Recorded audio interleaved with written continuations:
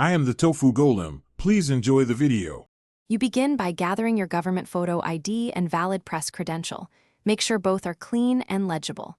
Use an updated device with camera permissions and stable Wi-Fi because poor connection ruins captures.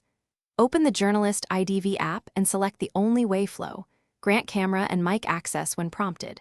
You'll see on-screen framing guides, align your ID and face as instructed.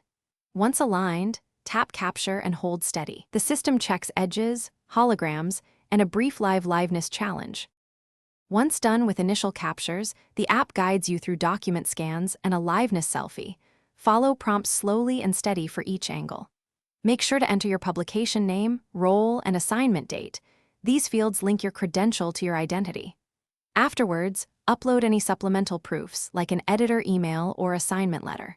The system runs automated checks on edges, text clarity, and face match. If flagged, prepare higher quality rescans and quick explanatory notes for manual reviewers, then resubmit. You finish by submitting the verification and noting the estimated review time and how you'll be notified.